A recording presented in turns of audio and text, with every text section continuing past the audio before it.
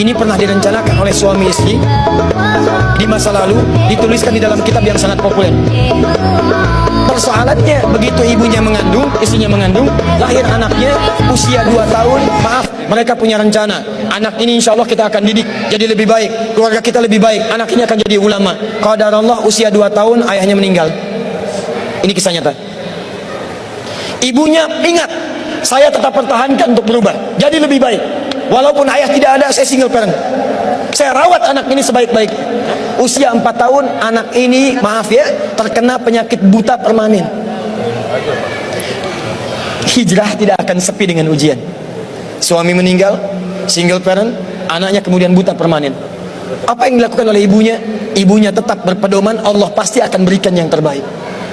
Anak ini kemudian terus didoakan, bangkit di malam hari, perbanyak kemudian tingkatkan ibadah. Ingat ya rumus ini, orang tua yang rajin ibadah maka boleh jadi kebaikannya akan diturunkan pada anaknya. Ibunya yang berdoa, anaknya yang mendapatkan bagiannya. Matanya buta tapi diganti oleh Allah dengan ingatan yang luar biasa. Kalau Anda bacakan satu kalimat, satu baris ini, satu lembar buku dibacakan oleh Anda satu halaman, maka seketika dia akan ingat seketika tanpa diulang, dengan titik, dengan komanya. Anak ini kemudian dibawa ke sekolah Al-Quran, dimasukkan talaki ke syekh di sana. Syekh di situ kemudian membacakan pada saat itu surat Qaf, surah ke-50. Qaf dibacakan sampai akhir ayatnya.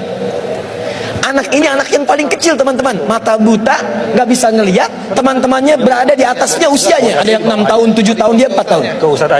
Begitu selesai membacakan, kata syekhnya, lihat kalimatnya, man hafidha ala zahri qalbi, siapa yang hafal apa yang tadi saya bacakan, hafalan di dalam kepalanya, bukan di luar kepala. Hafal di luar kepala masih belum hafal. Kata syekhnya, hafal di dalam kepalanya. Tiba-tiba saat semuanya diam menyimpan tangannya begini, anak yang buta tadi mengangkat tangannya mengatakan, hafidhu ala zahri qalbi, saya sudah hafal. Syekhnya penasaran, kata syekhnya, bagaimana? Diambil anaknya ke depan, diminta baca. Masya Allah, bacaannya bukan hanya hafal, makhrajnya, sifat hurufnya, tajwidnya, semua mirip dengan syekhnya.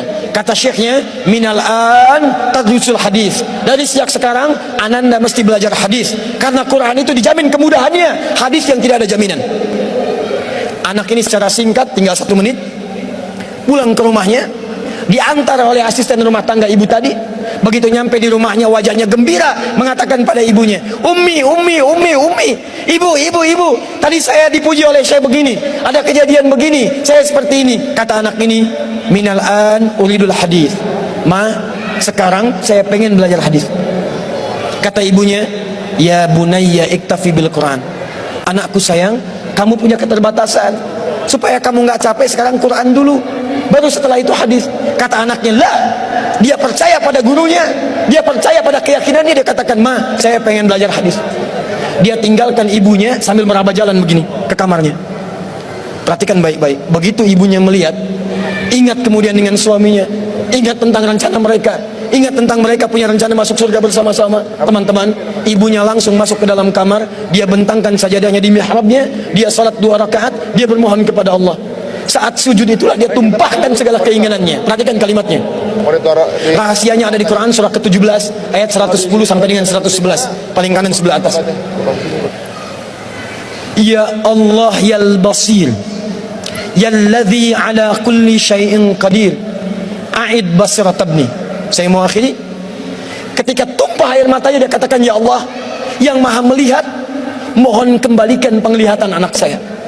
Yal basir, yalladzi ala kulli syai'in qadir, a'id basirat ibni. Begitu mengatakan kalimat itu, capek ketiduran. Kemudian pada saat itulah anaknya sedang mengulang surat Qaf di kamarnya. Begitu ibunya mengatakan yal basir, anaknya sampai pada ayat ke-22. Laqad kunta fi ghaflatin min hadza fakashafna 'anka ghita'aka wa basaruka al-yawma hadid. Ibunya menyebut yal basir, anaknya sampai di ayat wa basaruka al-yawma hadid. Dulu pandanganmu tertutup, sekarang kami akan buka, kamu akan melihat setelah ini dengan setajam-tajamnya. Ayat ini sebetulnya kemuliaan akhirat, tapi diturunkan mendapatkan kemuliaan dunia. Tiba-tiba setelah baca ayat ini, ibunya berdoa, bersamaan kalimatnya, tiba-tiba terbuka pandangannya. anak ini bisa melihat kembali. Saking kagetnya dia lompat, dia kejar ibunya. Ummi laqad ra'ait. Ma, saya bisa lihat lagi. Ma, saya bisa lihat lagi. Ibunya kaget kemudian terbangun. Dia peluk anaknya, dia katakan, "Nah, mungkin kamu melihat bukan dengan hatimu. Kamu melihat bukan dengan matamu. Rubbama ra'aita biqalbik, laisa bi'ainik." Mungkin bukan matamu tapi hatimu. Waktu habis. Kisah belum selesai. Tinggal 1 menit. Boleh 1 menit? Lihat sini. Kata anaknya, "Mah, saya melihat dengan mata saya. Ini mama pakai baju ini. Di sekitar kita ada benda-benda ini." Allahu Akbar. Ibunya kemudian yakin anak itu bisa melihat. Dipeluklah anaknya. Keduanya kemudian menangis. Dan ibunya sejak saat itu yakin bahwa anak ini punya kemuliaan besar di masa depan. Maka disekolahkanlah kemudian tempat-tempat terbaik. Belajar hadis terbaik. Diingat segalanya. Cepat luar biasa. Anak ini kemudian dikenal dengan luar biasa di masa depan. Nama anak ini adalah Muhammad. Bapaknya yang meninggal namanya Ismail. Kakeknya namanya Ibrahim. Kakek buyutnya Al-Mughirah, eyang buyutnya Al-Bardizbah. Tinggal di kecamatan Ju'fah, di Kabupaten Bukhara, Provinsi Khorasan, negara Uzbekistan sekarang.